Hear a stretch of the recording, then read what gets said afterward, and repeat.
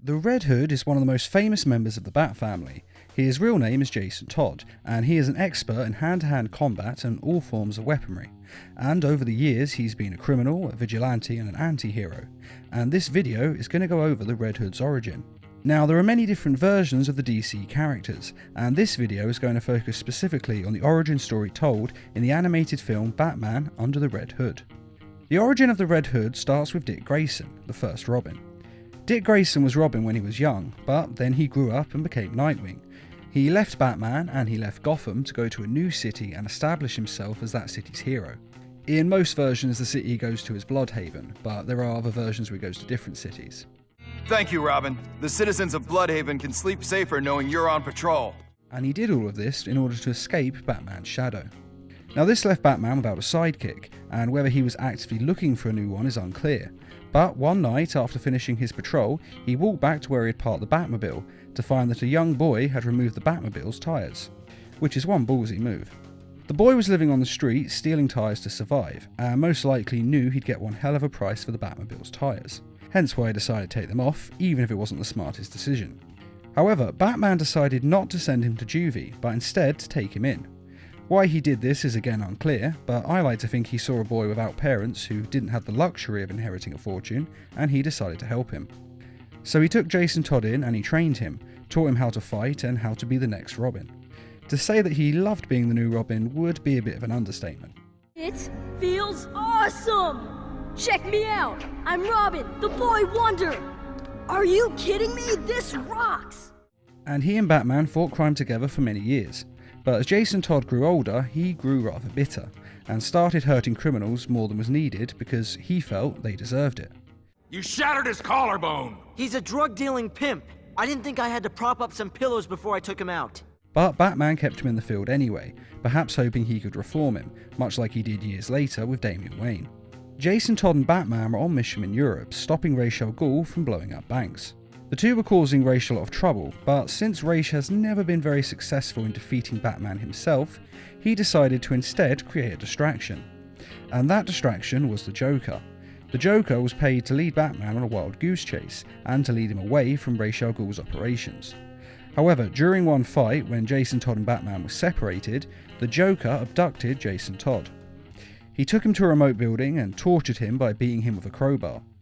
A little louder, lamb chop. I think you may have a collapsed lung. That always impedes the oratory. After the Joker grew bored with him, he left him there with an explosive device. Now, Batman was hot on the trail to save him, but he arrived too late and the bomb detonated, killing Jason Todd. Batman was heartbroken by this and views it as his greatest failure. His life and his death are my greatest failure. He took Jason Todd's body back to Gotham and buried him in the Wayne family crypt, and that was the end of the second Robin. Or at least that's what Batman thought. Unknown to him, Jason Todd's body had been abducted by Ra's al Ghul and replaced with a high-grade synthetic copy. Now, it does seem odd that Batman, the world's greatest detective, wouldn't notice his body had been stolen. But don't forget that he was grieving. He just lost his son, and given that, it's easy to see how he wouldn't be on top detective form. Anyone who's lost a loved one will know what I mean. It's all-consuming and devastating. You may wonder why Ra's al Ghul took Jason's body, and the reason is simple. He felt that he had wronged Batman by killing his son, and he wanted to rectify this by bringing Jason Todd back to life. So the body was prepared and put in a Lazarus pit. Lazarus pits are a naturally forming chemical that Ra's al Ghul uses to heal his injuries and keep himself young, which is how he has lived for hundreds of years. And the pit brought Jason Todd back to life, but it didn't bring his mind back, at least not fully. He was damaged and deranged and in a feral state. He ran from the pit, attacking anyone in its path and escaping from Ra's al Ghul's fortress. He was believed to be dead and wasn't seen again for a very long time. I feel I should mention that this is different in some of the DC comics. In this universe, Ra's al Ghul never saw him again, but in the comics, his daughter Talia al Ghul arranged for him to be trained by other warriors and assassins and improve his skills, and manipulated him into wanting to attack Batman. But in this film, what he did after this is unknown, though I imagine it's something similar. He most likely trained, got used to his new mind and body, and when he was whole enough, gathered intel on Gotham and the criminals within the city. But this would have been in secret, and when he was next seen again by the world, he called himself the Red Hood and wore the Red Hood outfit. Now, the Red Hood persona is not just one person or criminal, it's actually an outfit worn by many different and unconnected criminals throughout DC history.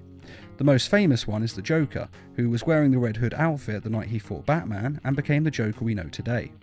For more information on this, see my Joker origin, a link is in this video's description. Now, why Jason Todd chose to come back as the Red Hood is complicated, and I have actually done a whole video going over the reasons behind this choice. If you want to know the full reasons, a link is in this video's description. But for now, let's just stick with it's complicated and leave it at that. Getting back to the first time we see the Red Hood, he has called a gang meeting of all the drug lords in Gotham and tells them that they now work for him. And when they ask why they should work for him, he throws a duffel bag at them. Those are the heads of all your lieutenants. That took me 2 hours. You want to see what I can get done in a whole evening? It's a pretty amazing scene, and actually one of the most famous scenes in Batman comics. As I've said before, this is my favourite DC film, and I thoroughly recommend watching it as it's nothing short of brilliant.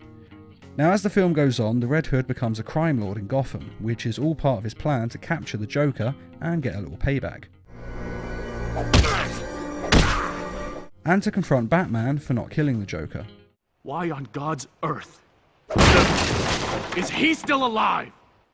This results in a lot of fighting between Jason Todd and Batman, a shootout standoff with the two and the Joker, and ultimately an explosive device that destroys the building they are in. Now, when the dust clears, Batman and the Joker are left there, and the Red Hood is gone.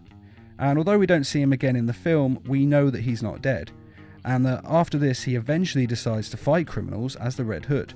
And unlike Batman, he doesn't have a problem killing criminals. And that is the Red Hood's origin. I should say that in the comics, years later, Jason Todd, Batman, and the rest of the Bat family managed to patch things up and become sort of friends again, and have something of a working relationship, though things are a little bit strained between them because of all the murder attempts. I've got to say though, I do love this film, and like many others out there, I love this character and his origin, and I think that DC have kind of wasted the Red Hood and should use it more. All that we've really seen in recent years is a memorial in Young Justice, though we don't actually see Jason Todd as Robin or as the Red Hood, though maybe we will as the show goes on. And we have of course seen the Red Hood in the Injustice 2 DLC content. But personally, I'm hoping they do a Red Hood and the Outlaws series on DC's new streaming service, because it would be a great idea for a show, and I'd love to watch it. And I'm sure I'm not alone in that. But what do you think of the Red Hood? And what do you think of his origin? And do you think a series based on the Red Hood and the Outlaws comic is a good idea?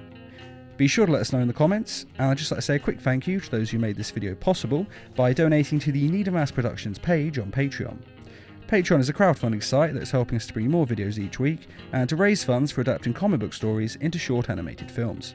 If you're interested in donating or just want to find out more, a link is in this video's description.